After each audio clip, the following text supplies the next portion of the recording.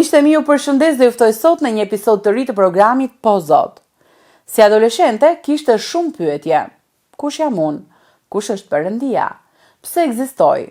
Pse nuk është këtu? Mos vallësh atje?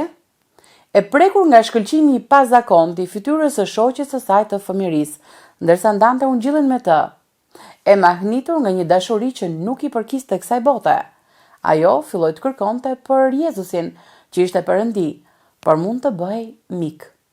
Ishte bërë miku i shoqes së saj. Një kërkim me ngulm për të njohur kuptimin e thellë të jetës. Derisa edhe ajo dëgjoi përgjigjen. Atë përgjigje që Perëndia kishte për të. Jam këtu. Jam pranë teje. Hape derën e zemrës tënde. Që nga ai moment, gati 30 vite më parë, ajo vazhdon të shkojë çdo ditë tek Jezusi, miku i saj, dhe shikon çdo ditë me të si dhuratë. Ju ftoj sot të ndjekim një rrëfim besimi, që na nxit të gjithëve të jetojmë me integritet dhe përulësi, me atë Perëndi që jep kuptim dhe qëllim çdo ditë të jetës tonë.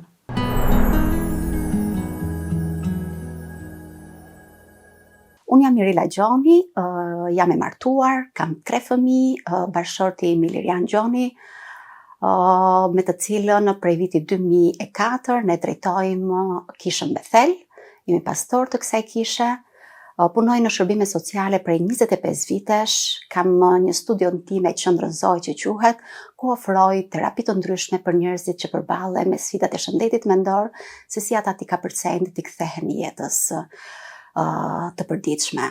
Ndërkohë që një nga punët e tjera që unë i jap dhe mundohem të bëj më të mirën time, të ndihmoj të gjitha gratë dhe vajzat që janë duke kaluar sfida në jetën e tyre, sidomos me rastet e dhunës në familje dhe rastet e trafikimit. Kanë qenë 2 kategoritë e grave të cilët jam munduar të ofroj ndihmesën time sadopak si psikologe, por edhe në aspektin shpirtëror si drejtues të kishës Bethel.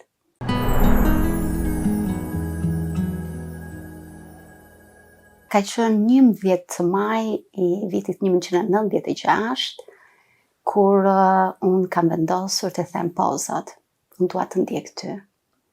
Ka qenë një moment i bukur, sepse ka qenë një mikesha ime që ka ndarë ungjillin me mua, dhe ne ishim mikesha fëmirie, që në fëmijëri jemi rritur bashk, edhe pak muaj përpara ajo kishte njohur Jezusin dhe vjen edhe dan ungjillin me një shkëlqim në fytyrë e transformuar. Duke qenë që njiheshim që fëmijëri, për mua ishte një transformim, ta shifja mikeshën time me një mënyrë dhe një dashuri të re që buronte nga ajo. Edhe ishte pikërisht kjo mënyra se si ajo e transmetoi Jezusin tek unë si një mik që preku zemrën time. Dhe unë isha në atë kohë një adoleshente që isha duke kërkuar, duke bërë pyetje eksistencialiste që ndodh me të gjithë adoleshentët. Pse jetoj? Kush jam unë? Ku është Perëndia? Pse nuk është këtu? Mos vallësh atje. Kështu që të gjithë këto pyetjet eksistencialiste me ndarjen e ungjillit të mikeshës time erdhën vërtet në atë përgjigjen që kishte Perëndia për mua. Jam këtu. Jam pranë teje. Hape derën e zemrës tënde. Edhe ka qenë momenti i parë dhe i bukur kur kam thënë Po Zot.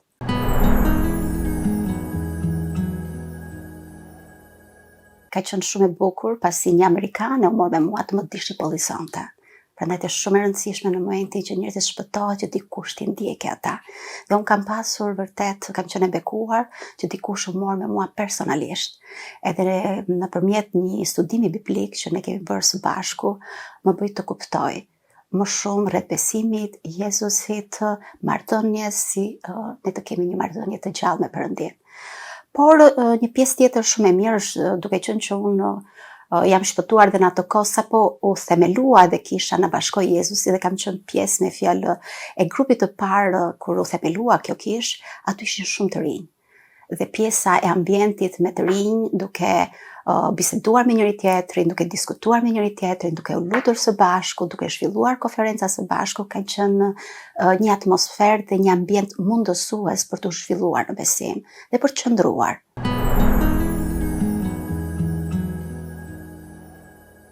Kur sapo u njohëm me Ilirin, nga thjesht miqësi, sepse ne njiheshim për disa vitesh, por nga pjesa e miqësit kaluam tek pjesa e simpatisë, që po tregonim interes për të shpenzuar kohë me njëri tjetrin, për ta njohur pak më shumë njëri tjetrin.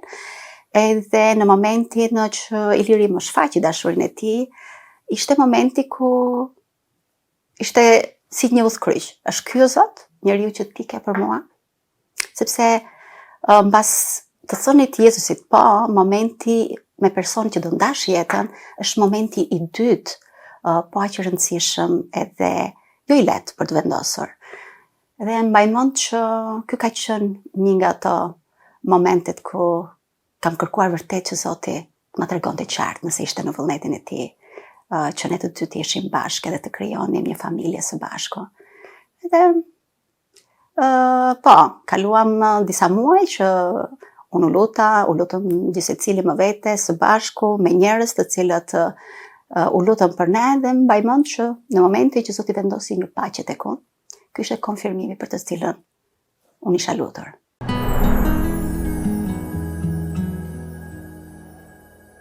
Janë ato momente kur individi që vjen në terapi ndan një sfidë të madhe që ai është duke kaluar, sidomos pjesë traumatike nga fëmijëria e tij ose gjatë jetës së tij, dhe që janë vërtet të dhimbshme. Thjesht duke i dëgjuar, imagjino ti kesh përjetuar ato. Dhe këto janë disa momente të cilët kërkojnë urtësi nga Zoti, çfarë të flasësh në atë moment, si të ngushëllosh në atë moment, si të qëndrosh me personin në këtë dhimbje që ai e risjell përsëri, dhe është si një rizgjim dhe një ripërjetim i dytë. Kështu që këtu është momenti ku them Zot, më jep mua urtësinë edhe me balsamin tënd trajtoje traumën e tij që të shërohet.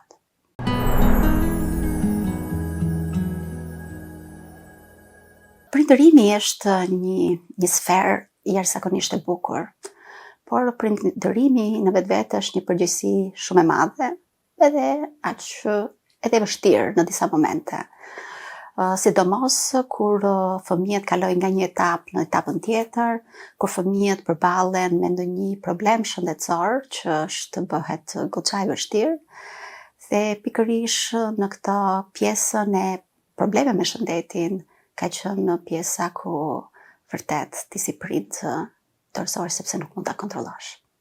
E thua sot, unë nuk di ç'të bëj, por sytë e mi janë mbi ty, që ti të bësh mrekulli në fëmijën tim. Dhe pastaj me dhimbje. Por gjëja që kemi zgjedhur të dy me Ilirin është që në këto sfida dhe në këto luginat e vështira të mbajmë njëri tjetrin. Edhe ati ku është e vështirë për të lutur, për të ulur, për të gjojnësuar, sepse ai natë e zemrimi pse po ndodh, pse fëmijës tim është kaq i madh. Ti mund të vazhdosh, o ti biesh murit me kokë, o dorëzohesh Perëndisë dhe thuaj, Perëndi, unë nuk di ç'të bëj. Por ti e di, dhe ti ke më të mirën për fëmijën tim. Ke më të mirën asaj që unë si prind mendoj dhe ndëroj. Dhe merr frymë thellës përpara këtë kemi bërë. Kemi ecur aty ku nuk dini ku të hesnim dhe aty ku nuk dini ku të shkelnim.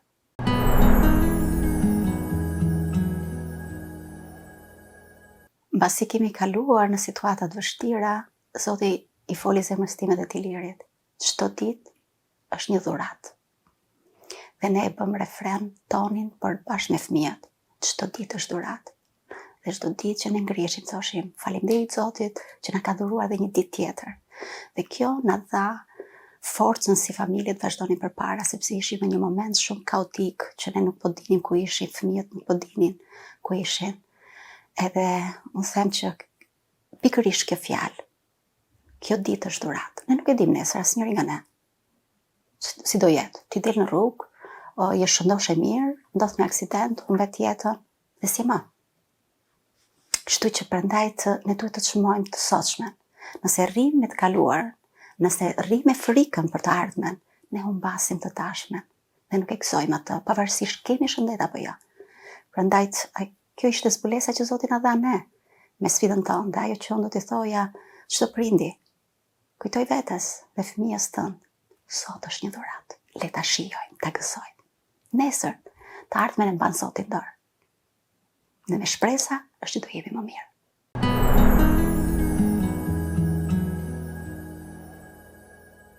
të jesh pastor të një kishe që ke themeluar, ke investuar, pothuajse një pjesë të madhe të jetës tënde dhe ke sakrifikuar jashtëzakonisht, sepse të dy me Ilirin ne gjithmonë kemi punuar në punë të tjera dhe kemi shërbyer vullnetar si pastor në kishën Bethel, që nuk ka qenë e lehtë, sepse do të thotë që ti nuk je 100% aty, dhe kjo bëhet ndonjëherë sfidë, por është një zgjedhje që ne kemi bërë si pastor. Gjithë secili vendos dhe bën një zgjedhje të tij.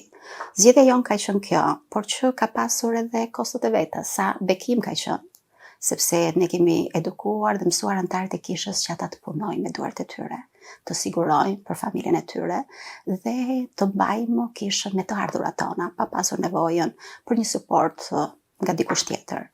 Dhe që nga 2004, ky ka qenë modeli që kemi mbjellur, kemi besuar, kemi ujitur, vaditur, por si çdo model, pastorimi ka gjithmonë ato sfidat e veta. Dhe ka pas momente të cilët edhe ne si pastor kemi qenë në udhkryqjet tona.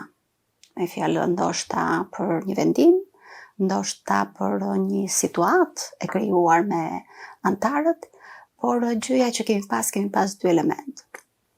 Elementi i parë kemi pasur që kemi pas mentor të mirë në jetën tonë. Dhe unë them që të gjithë ata që janë në drejtim ka nevojë për mentor të mirë.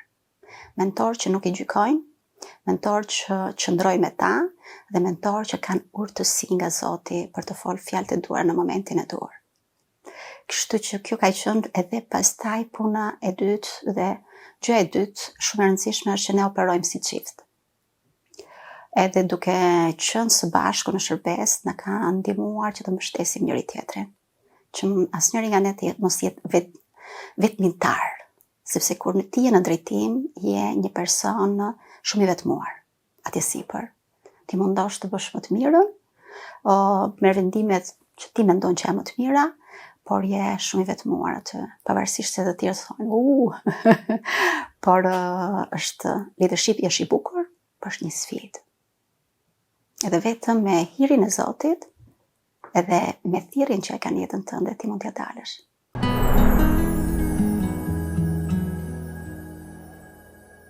Në Perëndin ne mund të kemi sukses jashtëzakonisht të bukur. Por në Perëndin ka nevojë për shumë përullësi, për shumë hir, kur ti je duke shërbyer në këtë drejtim, për shumë gjëra. Kështu që nuk është se është një recetë. Ti ecën dhe zbulon ditë pas dite në një gjë. Kështu që unë nuk dua t'jap recetë për një të re, që ta bëj ajo, sepse çdo rrugëtim është unik. Varet nga personi, varet nga aftësitë, varet nga mjedisi mundësues për qark, varet mosha e tij, eksperjenca e tij, nga shumë element. Por edhe masa e besimit, me fjalë sidomos, masa e besimit, me fjalë me Zotin, se sa marrëdhënie cilësore ka ai. Ti mund të kesh gjithë aftësitë, edhe ti ke me fjalë një marrëdhënie shumë sipërfaqësore, gjë që dëmton suksesin dhe rrugtimin tënd. Prandaj të them që çdo njeri gjëja që do doja më shumë është që sa më ngushtë në Perëndin, aq më i sigurt është suksesi. Sa më shumë ne krenohemi për aftësitë tona, që është mirë të jesh krenar dhe të kesh një krenari të përkor me aftësitë që ti disponon si person. Dhe suksesi që ke aktual, por mos harro që në çdo hap është dikush që është pas teje dhe është Perëndia. Dhe nëse kemi arritur këtu, është nga hiri i tij, sepse aftësitë të çojnë deri në pikë, por nuk të çojnë deri në fund. Dhe pa Perëndin, shpeshherë udhëtimi ngel në gjysmë. Me Perëndin, ti do ta përfundosh atë vrapin e mirë, besimin. Dhe kjo është ajo që unë do t'i thoja. Të paktën këtë ne jemi mundur deri tani. Dhe nëse jemi këtu dhe kemi qëndruar dhe në gjithë sfidat, them që është për këtë shkak të kësaj gjëje.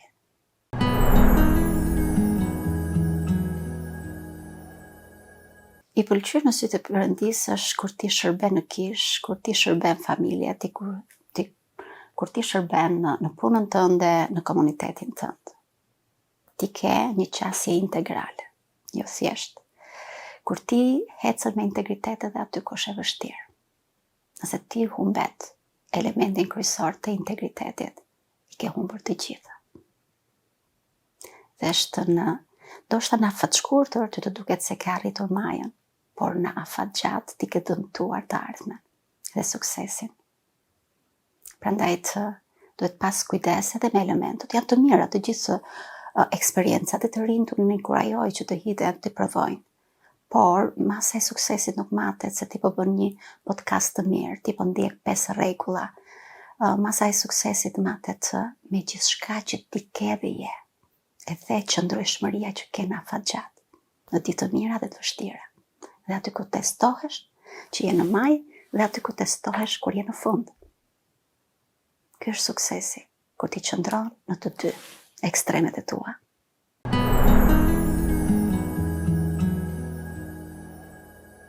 Gratë të cilat të vuajnë brenda mureve të familjes janë gra heroina. Sepse kjo nuk është një situatë një ditë. Kjo është situatë që mund të ndodhë me vite të tëra. Dhe ti je duke pritur që situata të ndryshojë. Që ai person në një klikim të ndryshojë. Kështu që është një situatë jashtëzakonisht e vështirë të qëndrosh. Por, nëse ti beson në Jezusin, lutu për burrin tënd. Lutu që Zoti ta prekë dhe ta ndryshojë, sepse për asnjërin nga ne nuk mund ta ndryshojë atë nëse Zoti nuk e prek dhe ndryshon. Megjithëse ti mund të presësh, mund të shpresosh, vetëm Zoti mund ta ndryshojë. Dhe nga ana tjetër, unë them që kemi nevojë të vendosim kufit të shëndetshëm dhe brenda familjes. Të qenurit familje nuk do të thotë që ne nuk mund të jetojmë si individ, që ta shijojmë jetën, të humbasim identitetin, të shkatrojmë, të dërmojmë, sepse Perëndia vendosi njerëzit në familje që të ndihmojnë, të plotësojnë dhe të shijojnë njëri tjetrin. Të bekatojnë së bashku, të avancojnë së bashku. Kështu që nëse një nga individët, në këtë rast bashorti që është thirrur të jetë kreu i familjes, dhe është thirrur ta dojë gruan, dhe ajo ta respektoj burrin, nuk është më ky model biblik, ajo familje ka filluar që të shkoj sa ndej këtej, ka humbur busullën. Dhe të gjithë personat, jo vetëm gruaja, edhe bashorti dhe fëmijët vuajnë po njësoj të gjithë. Kështu që këto janë situata të cilat themi që vetëm Zoti dhe hiri i Zotit mund t'i prek t'i ndryshojë. E sidomos kur burrat zhvillojnë dhe varësi, që mund të kenë alkoolin, mund të kenë drogën, mund të kenë varësitë seksuale, të kenë varësi të ndryshme që ata janë dhënë për shkak të boshllëkut të pambushur. Ai boshllëk që dhe afirmim që e bën vetëm Perëndia. Ai nga që nuk di si ta mbushi, e mbush me varësinë. Dhe kjo e bën familjen pastaj të hyjë në një kalvar shumë të rrezikshëm, mirëqeniet të tyre, edhe ekonomike dhe sociale dhe të shëndetit mendor.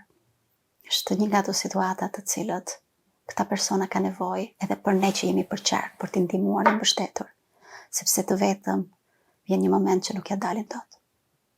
Kështu që vërtet ato gratë të cilët kalojnë, por janë pjesë e kishave, të doja që t'i kërkonin ndihmë njerëzve të pjekur në besim, që janë pastorë, drejtuesit, apo një motër që ti e ke testuar që është besnike, që qëndron me ty, që të lutet bashkë me ty, edhe që të shofësh mundësi të reja si mund të dalësh nga ky cikël dhune, abuzimi.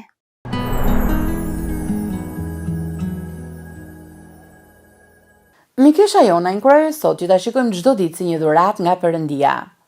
Çdo mëngjes që zgjohemi është një shprehje e hirit të Tij, është një mundësi e re për të jetuar sipas vullnetit të Tij.